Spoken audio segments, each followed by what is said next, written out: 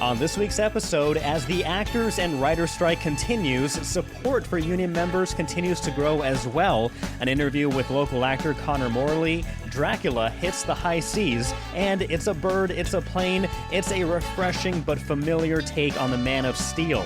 This is The Hub on Hollywood. I'm James. I'm Jamie. Up, and away! Let's go, James. Let's go.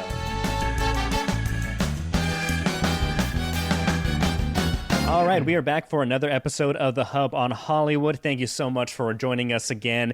If you haven't already, be sure to follow us. We are on all the social media platforms at Hub on Hollywood, on Facebook, Twitter, not X. I'm not calling it X. Never. It's forever going to be Twitter for me. Yeah. Instagram and TikTok. Give us a follow and tell your friends about the podcast, which you can listen and catch on any platform where you get your podcast, as well as YouTube. Jamie, another jam-packed episode this week. That's right. We've got a ton to talk about. We've got a great interview with a young local filmmaker, Connor Morley, who is not yet in the union but wants to be. And so we're going to see how what this seismic sort of activity happening in Hollywood right now is affecting those who want to break in and are just starting their journey, as well as how it's impacting everyone else who's already trying to make a living, who wants to have a livelihood, making art, making films, making movies and TV. Yeah, I'm really looking forward to that interview. I'm also looking forward to talking about two things I've recently watched. One is The Last Voyage of the Demeter, which is a story based off of Bram Stoker's Dracula novel, as well as a new cartoon in a weird, cool anime style animation, My Adventures with Superman. So we will get to that later in this episode. But as you mentioned, Jamie, the SAG-AFTRA and WGA strikes are continuing. However, a new poll shows that a majority of Americans support the writers and the actor strikes, and many also have a negative view of Hollywood studios. There's this new poll by Data for Progress, and it shows 2 in 3 American voters support the writers and actors strike. Just 18% are against the strike. So that's very, very reassuring to know that the general audience, the general public, has the actors and the writers' backs. Mm-hmm. And I think even those who are sort of only aware of it in the periphery, they get it. And once you explain it to them, when you talk to them about AI, right, how they want to scan you one time and use your image indefinitely, or about the residuals. I was just having a conversation with a few people who weren't really read in, were just kind of aware of it superficially.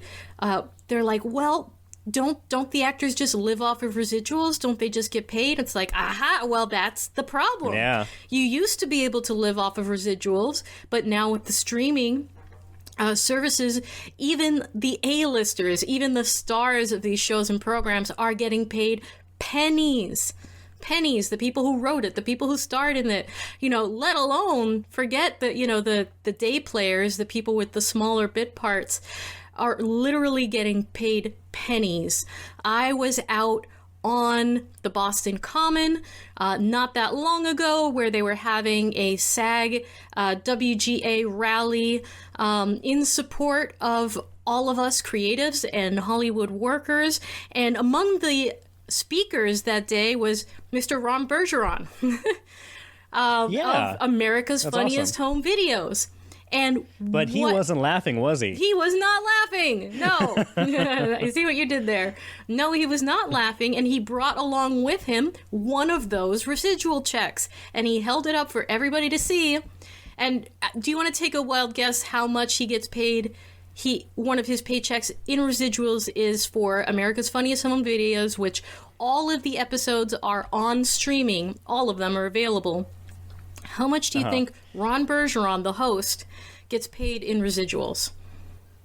Ooh, a week, bi-weekly? Monthly, I guess? I would assume each check, for example. I would assume he'd probably get a couple thousand a month for residuals. Okay. But knowing that the industry doesn't work that well, I wouldn't be surprised if that's very different or very off. I would move that decimal point over 3, 4, or 5 places. He showed off his check for a whopping 1 penny. A month. Singular cent that he got from the streaming services, and he was joking.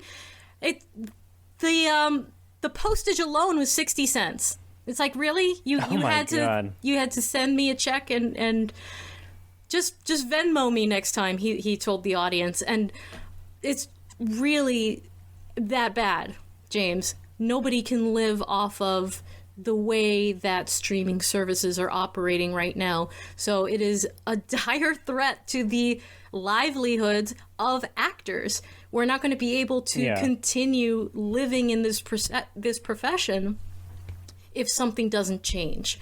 So they were also talking about how 98% of, that's not a small amount, 98% of people who are members of the SAG-AFTRA union don't make enough to qualify for health insurance. They don't make enough to qualify for pensions.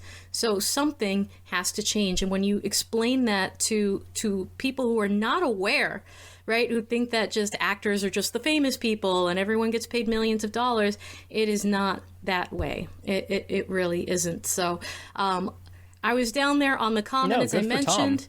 I know, right? And he was out there to support all of us. Because something really needs to change. Senator Elizabeth Warren was out there as well, and I got to talk to a lot of the people who were there fighting for their own livelihoods. So here's a little compilation of the folks who turned out for that rally on the Boston Common. I'm lucky. I have health care. I have a pension. But it's getting harder and harder. At 63, I'm getting near the end of my career, but for a lot of people, it's going to be tough to be able to to earn enough to have. I mean, they can work a lot of days, but they're not going to earn enough to get a pension and get health care. And we're just asking to be paid what we traditionally have been paid, and now streaming is a delivery method, and they don't want to pay for that. We're just asking for what we already had, really. Oh, it's important for all of us to be here. I'm a working actress. This is my job. It's the only job I have. And if we don't go back to work soon, I don't know what I'm going to do with my life. Feel about the rally? It's an amazing turnout. I'm so happy to see so many people here. And it's also really, you get to see how many people it's affecting. Well, I wanted to show my support for my union, and I think we need to make a lot of changes. And everybody wants to go back to work. Nobody really wants to strike, but we're going to have to do what we can do to get fair wages and to get what we're owed, and to make sure that AI is not going to replace us. I mean, I have to work 2 or 3 jobs, so now that we're not working, it's definitely going to have an impact on me financially. But also, if the studios have their way, that's going to cut a lot of our jobs on working on movie sets. So that's going to go cut into my finances, and not only that, but this is what I'd love to do. If jobs are taken away, then I won't be able to do it. So how did you like the rally? How do you think it went? I think it went great. I think it was a great turnout. The weather is nice. I think we showed a lot of support. I think it shows that the Boston market for SAG is huge, and we have a lot of support from our other unions as well. I'm an actor, yeah, and it's super important. I think it's to protect clearly the workers, but it's also to protect the studio heads from, let's say, the tech bro temerity, free market brain rot, and their extractive nature. Ultimately, you keep this up, you're not going to have any talent to work with. And where do you want to see yourself in the future? What do you want to guarantee? Hopefully on, a multi-year episodic. That'd be nice. Ideally in New England. Yeah. Yeah, that would be the dream. Yeah. And there's so many opportunities here in New England. I agree. There's a ton of talent, and especially because everything now is, work from home. You don't need to be attached to a mega city in order to produce talent. So, what did you think of the rally today? It was fantastic. I mean, I saw some of the most talented people in my field. I think also solidarity amongst the other unions is super important. Yeah, again, it's really, I think it has to be collaborative, and you can't apply any of this tech bro buffoonery to the arts. It's not going to work, and it's way too extractive. And this whole move fast and break things mantra doesn't even work for Silicon Valley. It's certainly not going to work here. I'm out here to support SAG. I'm an actor. I mainly work as an extra and stand in on sets, but I audition when I can, and just helping us out with getting all the equal rights. Were you surprised by any of the speakers or anything that was said today? I wasn't expecting Elizabeth Warren or Tom Bergeron, so that was cool. Tom Bergeron's one penny check. Yeah, oh man, that was insane. Yeah, he threw me off. I loved America's Funniest Home Videos when I was a kid. Yeah. That's great. And so where do you want to see in the future? Like, what is your hope moving forward and seeing the kind of solidarity? Other than everything we're asking for, I'm hoping just after this we keep moving along with the times as things get more expensive, and just because everything's always changing, so I don't want us to have to strike again anytime soon once this is done. So I'm hoping we get to a place where we can make changes, that we can just keep making more changes after. Right. So what's your ultimate dream? What's the end goal? My ultimate dream? I'm kind of still figuring that out. Yeah. Okay. Yeah, I'm doing what makes me happy right now. We're here to help all our brothers and sisters that are actors getting a fair residual. We made good money. I did Here Comes the Boom. I had a very large check. Compared to when I did Don't Look Up, I had a much smaller check and I only get paid for 1 year. I'm still getting paid for Here Comes the Boom. Mm-hmm. Right. So you're not making the same kind of living that you were able to make before. Exactly. Would you consider that wage theft? To me, that's what it feels like. It absolutely is. Yeah. And even as you hear us talking about AI, where they want to make a digital image of you and use it as many times as they want, which is totally unfair. Yeah. So if you want to use our image, sure, we get paid for the day, but each time you duplicate it in a different film, we have to get paid for it. Are you hopeful after what you heard today and seeing all of the solidarity and having this rally today? I am very hopeful, and it was amazing to see how many brothers and sisters in different unions showed up to support us. It's really amazing. I just wanted to show support and solidarity for my fellow actors, and it's just really fun to see everybody come together and be together and chanting and just showing support for a business that we love. And what's the dream?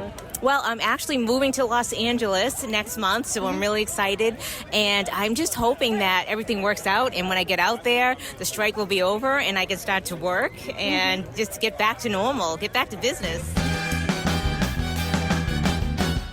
Yeah, that's incredible. I know that, when everybody thinks about the movie industry, the film industry, they think Hollywood, but it's not just Hollywood. We're in Hollywood East. We are in New England. We have our own set of actors. We have our own production studios. We have our own casting agencies.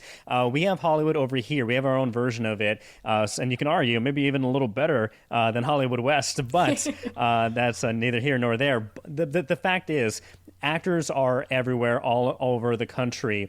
And this isn't just affecting big wig Hollywood elites. This is affecting the 98% who cannot make or are not earning a livable wage. So no, that's incredible to hear from so many people out there at Boston Common. I'm sure more rallies will be held in the future. I understand WGA, they are back at the table. So at least from what I've heard, communication has started up again. Not so much for SAG-AFTRA, but yeah, it's going to be interesting to see what happens and how much longer the studios are going to prolong these negotiations. So with the WGA, that is looking really hopeful.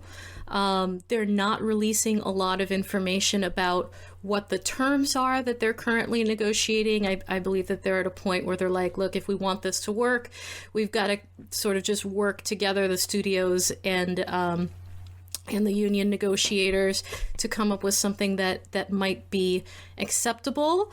It doesn't look like they are close yet, but they are closer than they have been. There's still a big gap to bridge there, so there does seem to be a little bit of hope. So if the WGA manages to get a deal, that might be a template for what SAG might go for, because a lot of the issues are the same. A lot of the issues involve AI replacing either writers or actors, and the residual structure. So let's see what comes of that. At this point, for SAG, we've been hearing from President Fran Drescher that, hey, this could be going on at least 6 months, if not longer. James, this time of year, this is boom time normally. This is when all the films are getting made. All the A-list actors are in town. They're transforming streets in Boston into the 1800s, or, some car chases happening along the Charles. But crickets, right? And that's affecting people's ability to pay the bills. We got to get other jobs. It's unacceptable. But one of the films, James, that was filming here, that was shooting in New England about this time last year, that we just got a new trailer for, is Maestro, starring Bradley Cooper, the story of Leonard Bernstein. The first trailer just came out. I think it looks sumptuous, beautiful. Bradley, famously, he can get into character so well, right? Method actor. But despite how well he portrays the real life conductor that he is playing, there's been a bit of controversy about how accurate he looks. Have you heard about this? Yeah, I have. And for me, this makes no sense. This kind of falls in line with, in regards to people saying, only, for example, actors who are in the LGBTQ community can only play LGBTQ characters. I don't believe that's a requirement or necessary, because that's the form of acting. You act, you take over a character, and you become it, and you play it. And then in some of those cases, in order to become a character or to resemble a character more often, it's not unheard of to use prosthetics to make yourself look like that person. And in this case, Leonard Bernstein, he had a prominent nose, and Bradley Cooper apparently uses a prosthetic nose to have him look more like the person he's trying to portray. And you have people online accusing this move of being anti-Semitic, which I don't see it has any. I don't think it carries any weight. No, I think it's so easy to throw that term around. And when I first heard this story, I'm like, but isn't that what you're supposed to do? You're playing a real life person. You should look like that person. If that is something that people know him by, his prominent features, then he's got to look like him, right? It has nothing to do with commentary on his ethnicity or religion or anything like that. And I understand representation. I understand, like, okay, if you have a disabled character, you might want to have a disabled person playing him, or if you do want to have LGBTQ characters and actors represented, but you don't necessarily have to be that. But I don't think that this rises to the level of, say, blackface or anything like that. It feels to me a little bit more like sort of the ridiculous controversy happening with The Blind Side right now, with people going after Sandra Bullock because the character she played may have misrepresented the story, right? And I know a lot of people are following that right now. It was the football player who was adopted by this family and became an a very famous NFL player, who apparently was not actually adopted, and the family might have exploited him for millions of dollars. But how is that Sandra Bullock's fault? She had nothing to do with it. She gave an Oscar-winning performance. She did her job. But there's no way in the universe she could have possibly known anything about anything nefarious going on.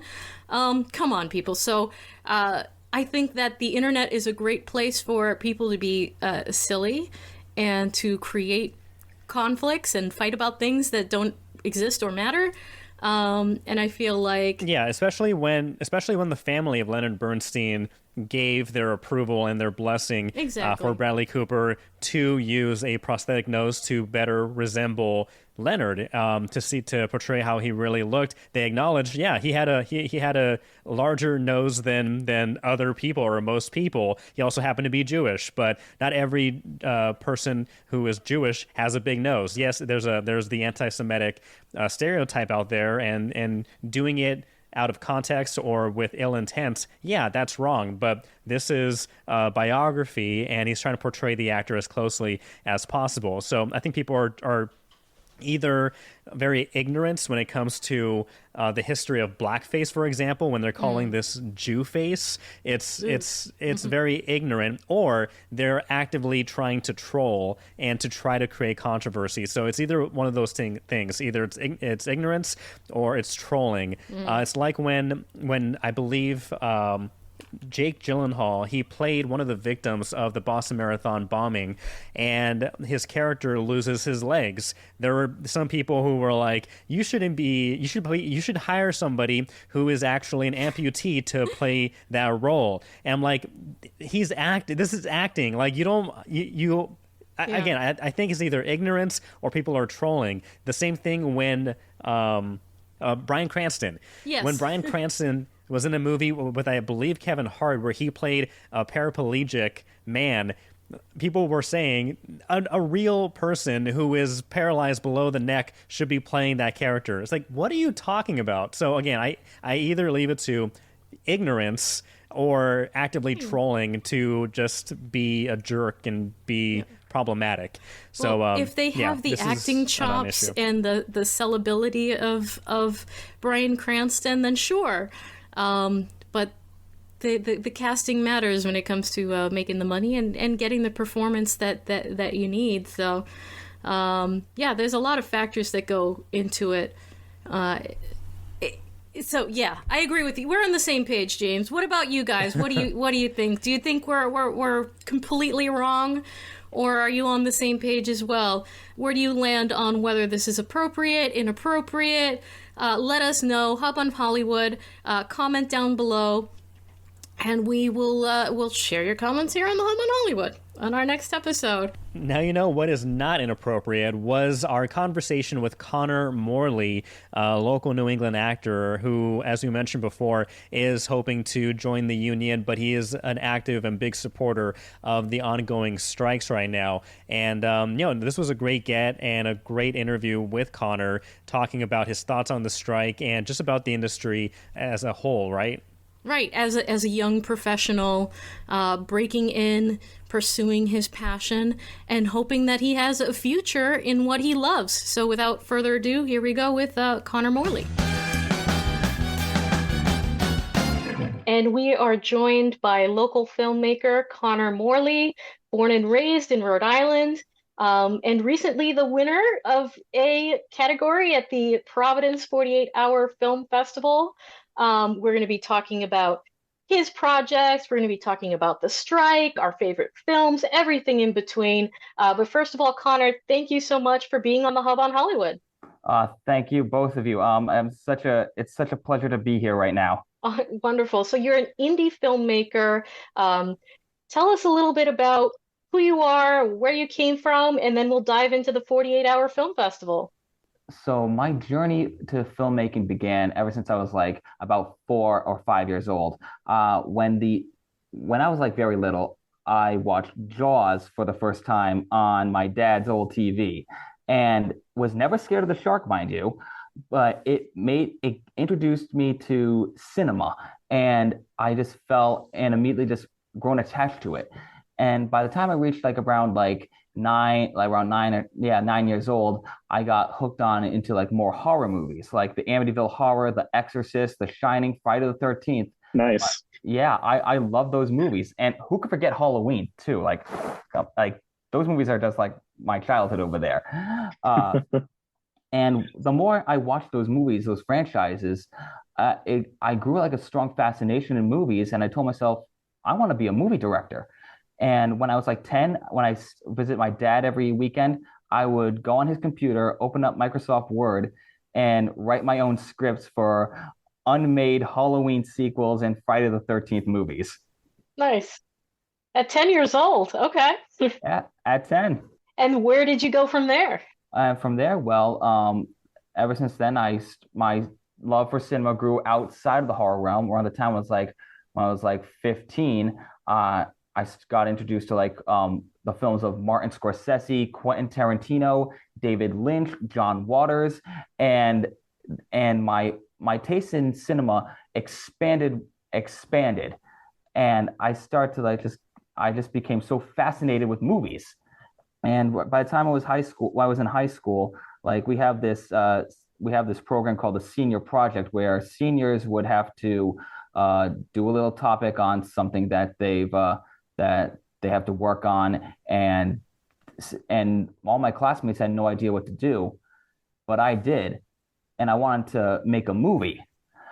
But at my high school, we didn't have the proper funding to do like our own film school or film classes, so we didn't get the right resources. So my resource teacher at the time told me, "How about you just write a script? Just do a little short film script, and just show it to the judges." And I'm like, "Okay, I will." And I did this little script. It's kind of crappy, but it was like a little gangster short film I wrote. I sent it to the judges, and despite the crappy script, they loved it and gave me an A plus. Just everything with just talking about my love for cinema and the reason why I want to do filmmaking, and give them the script as an example. And they said, "Yep, you passed. You got an A plus. You're ready to graduate high school." I'm like, "Awesome." And from then on, I attended Rhode Island College, where I took film studies, led by its professor, Dr. Vince Bollinger. And Mhm. I got to learn a lot of things about cinema, all the different techniques and styles, motifs, and again, it also helped boost up my world of cinema. Like I got to learn about the French New Wave movement from Jean-Luc Godard. I got to learn about like Korean cinema, like Bong Joon-ho, and so we got to discover more foreign films and different types of films from around the world. And those films definitely help me inspire to write more. And it sounds So, yeah. like you're now taking this, and you are venturing out into the real world, kind of creating and making things that are making little ripples there, in Rhode Island. Talk to us about how you got involved with the 48-hour film project. Oh, gladly. So I actually heard about this for like all like even before I graduated from Rick.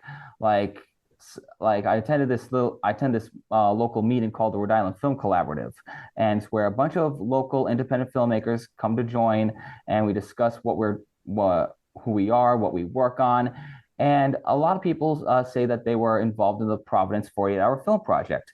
I did some research on it,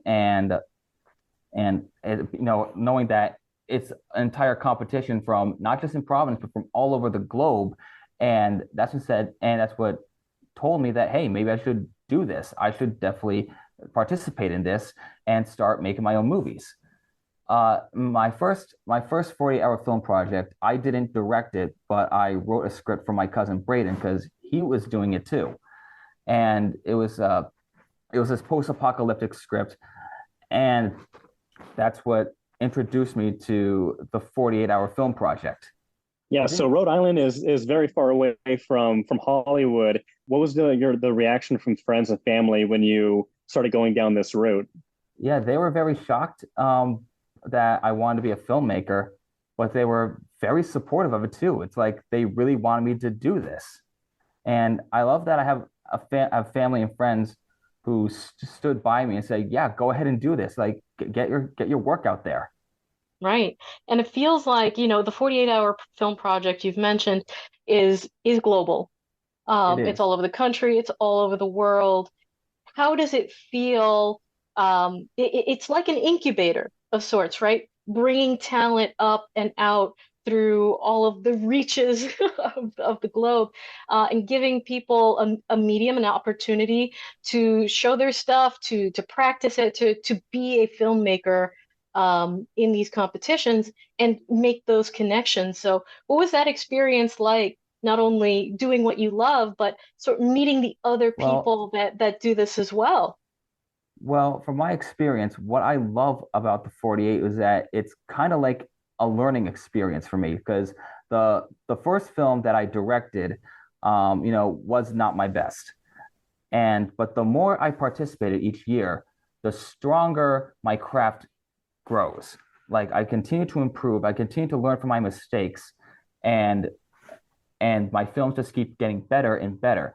And I even make films outside of the 40-hour film project myself. And I feel like, that's a great way to like, just to keep growing as a filmmaker. Like don't just make films inside the 48, make films outside of it. Like you gotta expand yourself if you want to be a filmmaker.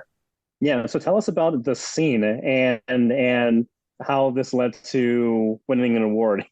Oh, I'd be glad to. So the scene I started like rounding up a team around May, like the month before the competition started. And so I already had a couple of people in mind and they were already on board with it. And so I contacted like some local actors and from the Rhode Island Film Collaborative. I contacted I contacted friends from Facebook saying, hey, do you guys want to be in this? And they all said yes.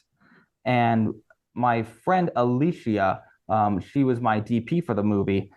She contacted her friend Julia, who is one of the sweetest people I've ever met, to help out with the camera and equipment. So on the day of the competition, we got the prop, the line of dialogue, the genre, and the character. The genre we got was comedy.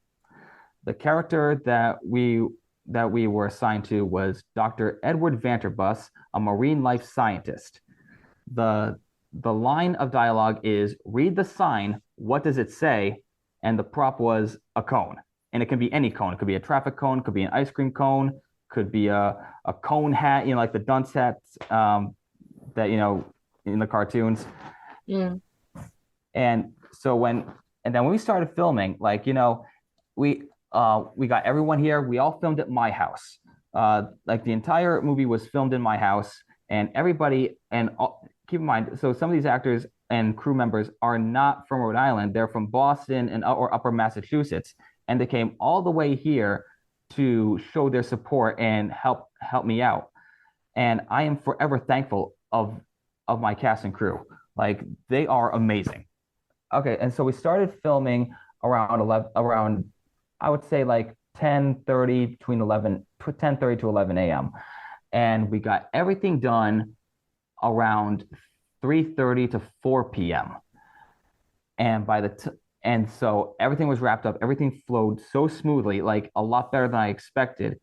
We had such a great time doing this. The most important thing is, treat your cast and crew members with respect, because of all the scary horror stories we hear about Hollywood, you got to break the mold and give people the respect they deserve.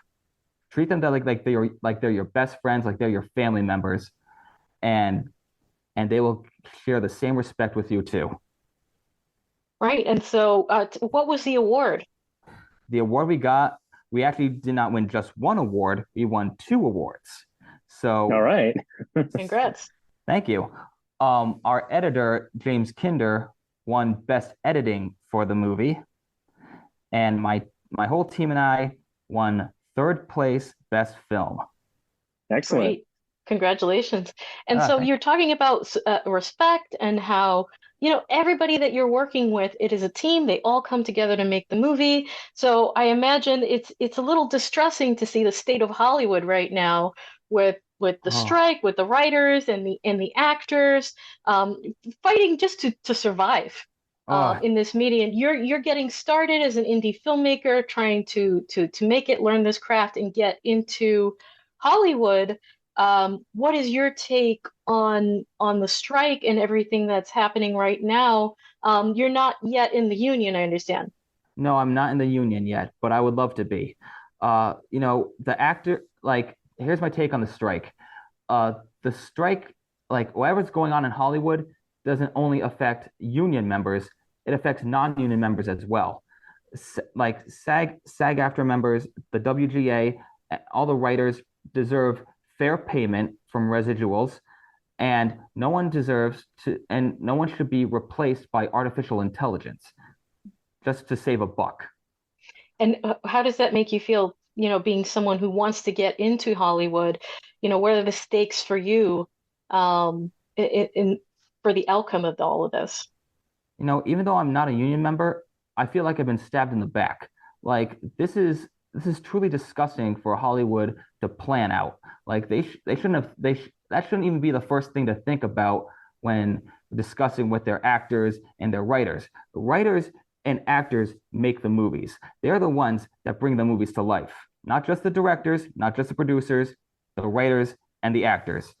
And let's talk about background actors. They deserve the same amount of respect as the A-list celebrities as well, because they're the ones that are also bringing this movie to life, whether it's like walking around a field or running through the hallways. Like they're making the movies come alive. And you want to replace all their hard work and talent with basically an animated cutout of their images. No, absolutely not.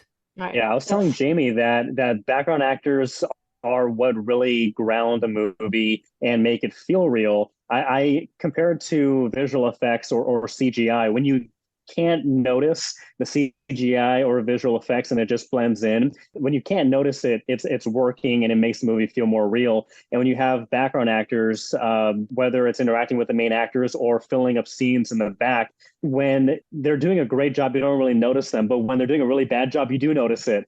And so it does take real talent. You're not just sitting back there. You're not just walking around. You are acting. So when we see the writer's strike, we saw the actors strike, and now we're even seeing Marvel VFX artists trying to unionize. Do you feel like there's this wave, this trend of people demanding to get what they're owed and to be respected?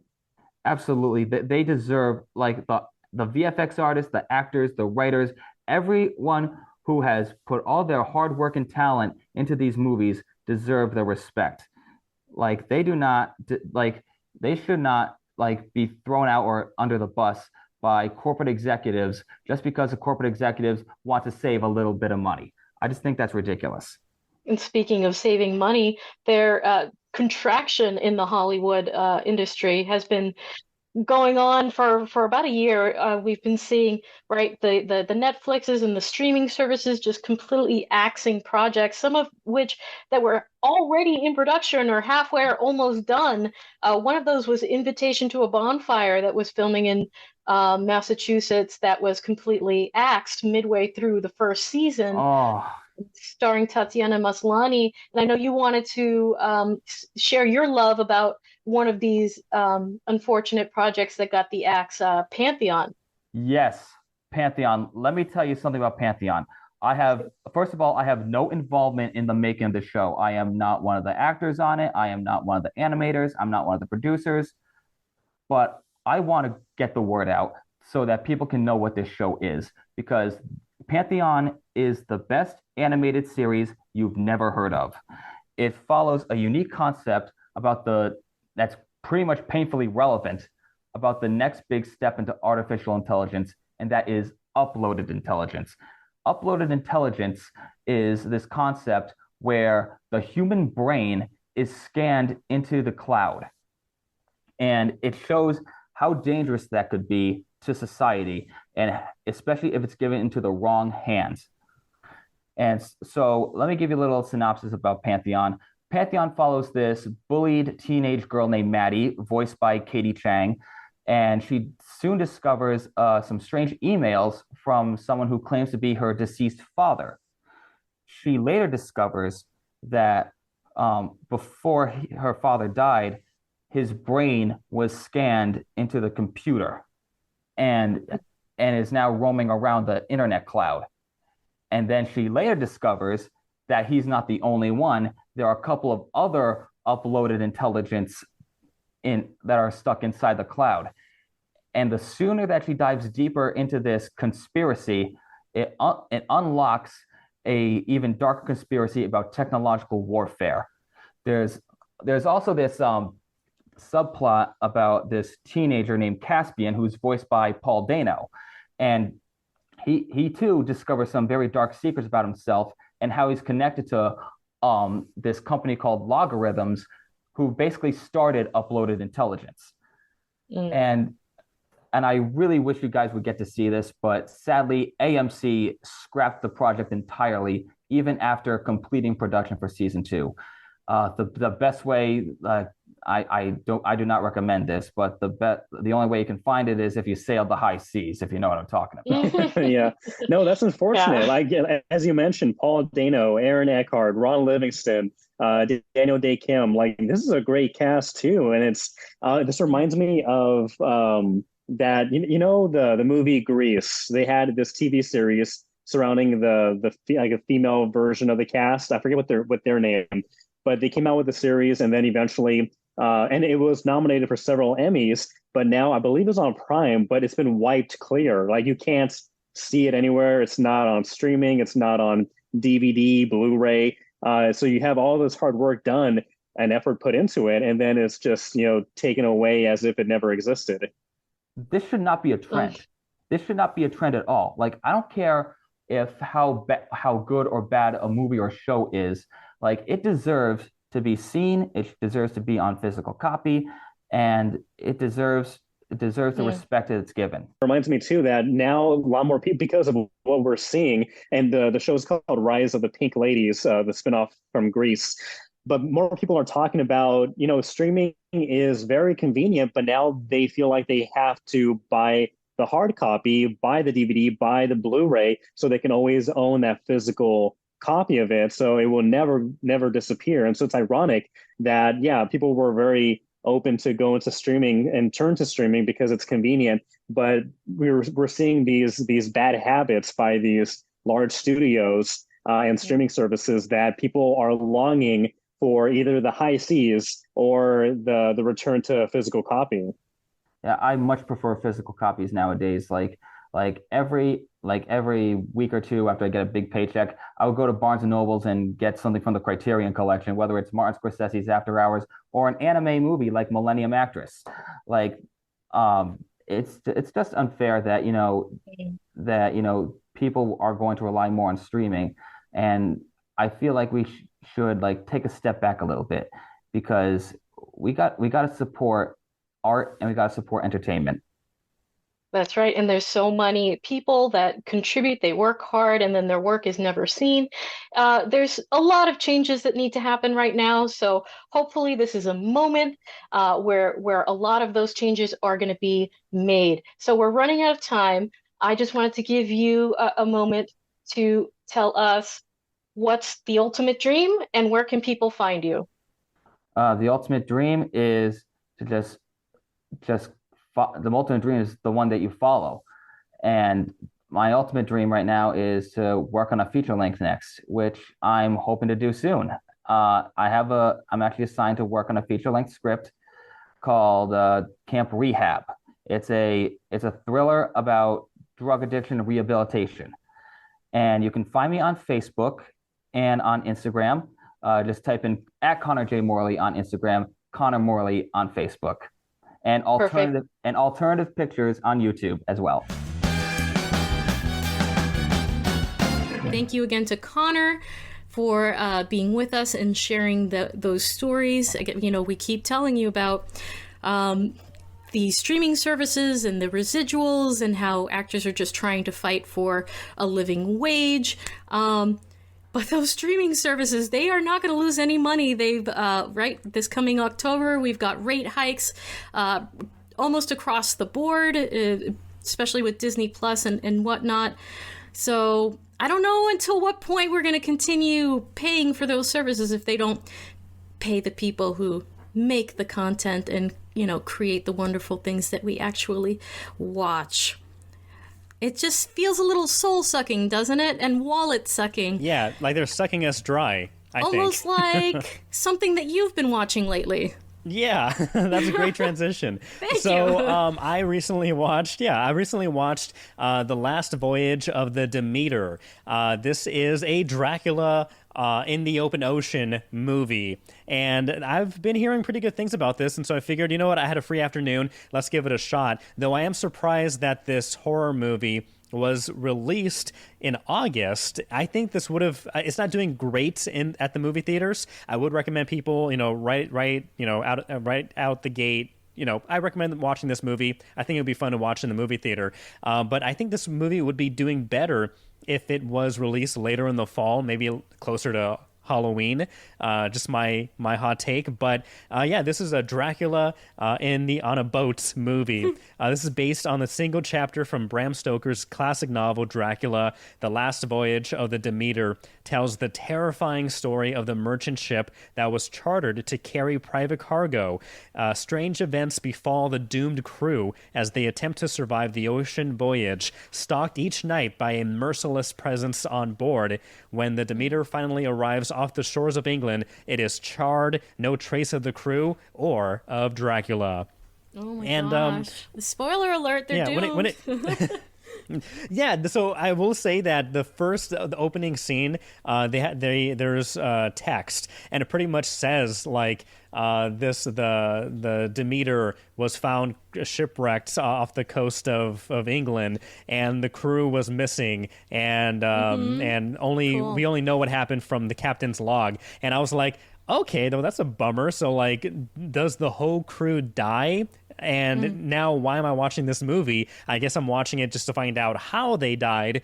But I was initially irked the first minute this movie started, but I was like, you know what, James, sit back, just let's see how this unfolds, and then we'll see where it takes us.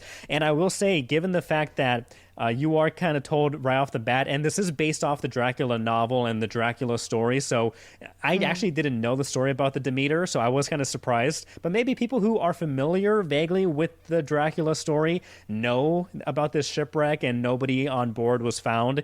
Maybe this wasn't supposed to be a spoiler. I don't know, but for me it was kind of like, okay, I guess this is that kind of movie. But going into that, still knowing that, I will say that it's a good movie. When it comes to Dracula movies, there have been a plethora made, many that never made the big screen, and many that did but bombed at the box office. This one, however, I think it deserves a watch inside the movie theater. We have a great cast. Starring Corey Hawkins, who plays Dr. Dre from Straight Outta Compton. He's in the movie In the Heights. If you're a fan of 24, he was the new kind of like Jack Bauer character in 24 Legacy. There's also David Dasmalchian. He is in like everything also. He was in Oppenheimer. He's in Boston Strangler. He was in the Suicide Squad. He's in the Ant-Man trilogy. He's always great and a very great character actor. Liam Cunningham from Game of Thrones. He's in this movie as well.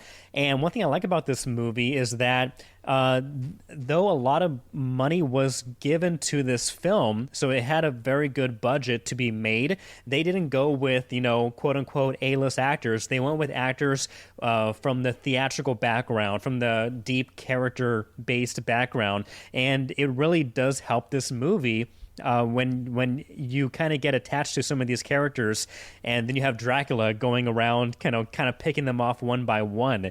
I will say that this movie is very beautiful. They actually built 1.5 ships for the filming of this. One for the big faraway scenes of like it splashing in the ocean, and then also they had half a ship for different angles and whatnot, and then they filmed the interior shots in Berlin. But I thought that this looked very, very good. You feel like you are on an actual ship, and all the characters are able to feel real because they're moving around and operating the ship as if it is real, because it practically is. So I thought that was really good. Does it have that classic feel, almost that black and white, the classic Dracula kind of feel, or is it a little different? It is a little different, as in it's when you think about Dracula, you probably think about the guy with like a cape who's like pale white, black hair, that black and white kind of attire. I want to suck your blood, kind of like cliche. This Dracula, however, is more animalistic. He's more like a beast, more like a ghoul, more like a figure, and they use it very well. So this is a different type of Dracula. However, this creature is also intelligent, and I thought the acting was very well done. The prosthetics, the visual effects were very well done. It looked great. I thought Dracula looked really good. The characters are very well thought out for a Dracula movie. And so overall, I will say that this movie is worth buying a movie ticket for. Okay. I wanted to make like this new kind of tier of rating movies. One would be like, buy a movie ticket, watch it now. Two, wait for streaming, wait for it to come out. You can watch it on your couch, or just avoid it. For this movie, I would say buy a movie ticket. It's fun, though I would say I think it would do better during Halloween time, closer to that spooky area than right now, because it's not doing so great at the box office. Yeah. Last thing I will say, there are not many movies where at the end of the movie you're like, you know what? I want to see a sequel. I want to see this continue. I want to see this pick up right where it leaves off. This movie, it has an excellent, I wouldn't call it a straight out cliffhanger, but it makes you want to be like, I want to watch that movie. I want to see this story with this character progress. Okay. The Last Voyage of the Demeter, out in theaters right now. It is a recommendation for myself. Well, maybe they can produce the next chapter of that book into the next movie. Yeah.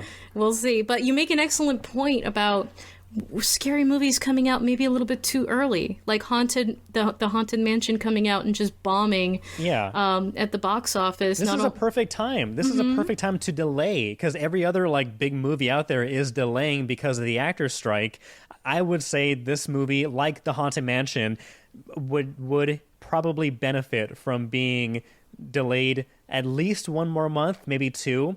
But if you're into the horror movie, if you're into Dracula, I think this checks off those boxes of being a good horror movie and a good adaptation from the Dracula novel. Well, perhaps it will be on streaming by the time it is Halloween time. But there is something else that you've been watching at home. Is that right, James? And it's streaming right now. Is it a bird?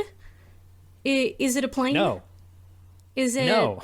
It's a refreshing take of Superman. Yeah. Okay. No. Yeah. So this one actually snuck up on me. My Adventures with Superman is out now on Max, not HBO Max, on Max, and it is following the early story of Superman, of Clark Kent rather, Superman of Clark Kent, Clark. Yeah, there you go. Kent, Clark. Now, I will preface this by saying, growing up, I really idolized and really loved Superman. I especially loved the version with the Justice League, the animated series. So as a young child, Superman was a very big, heavy favorite, if not my most favorite superhero there was, like kind of tied with the Flash. But throughout the years, after the animated series, you really didn't see too many good Superman movies. There was Superman Returns, which I did enjoy. I thought that actor would have done better in a better movie. I like the way he portrayed Superman, but the movie wasn't that great. And then we hit the Zack Snyder Superman version. Then we hit like the Injustice version, which we saw in animation and then also in comics, where the Justice League turn evil, Superman turns evil. And so we really very much strayed away from the original origins and characteristics of Superman and why I fell in love with the character from a very young age. But I am so happy with this version because it goes back to a more optimistic, a more hopeful, a genuinely good version of Superman who wants to do good just for goodness sake. And it's a 10 episodes for the first season. It stars Jack Quaid as Clark Kent, Superman, Alice Lee, who plays Lois Lane, and Ishmael Saeed, who plays Jimmy Olsen.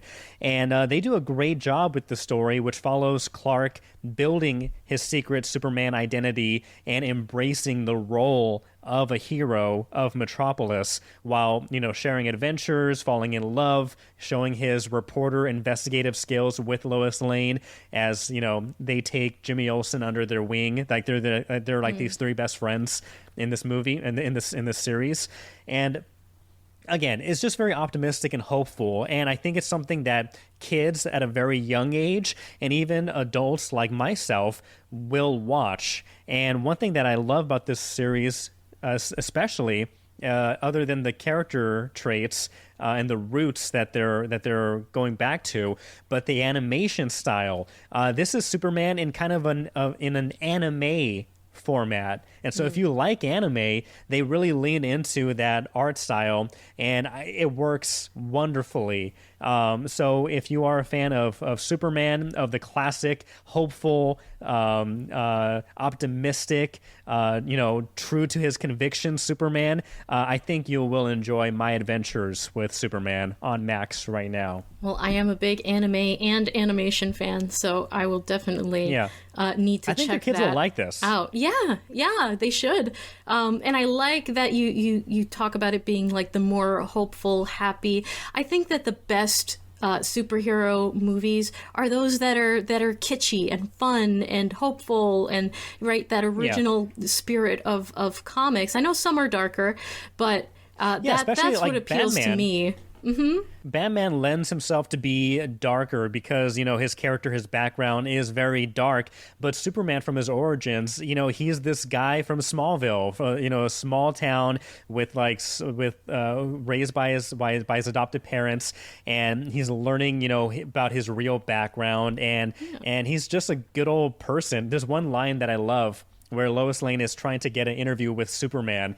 She doesn't know his identity at this point, but she's like, I want to, because they had a brief interaction where he says, I'm just a guy who's trying to do good, who's learning my superpowers, and I just want to be there to help people. And then he leaves, and then Clark, coincidentally or conveniently walks in shortly after.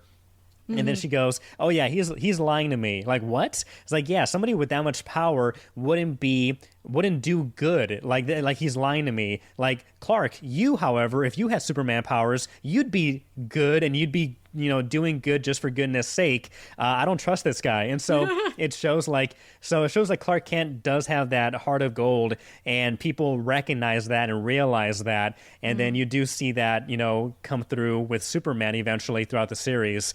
So I really like this. I can't wait for season 2. Jack Quaid does an amazing job as Clark Kent, as Superman. So this gets my strong recommendation. Wonderful.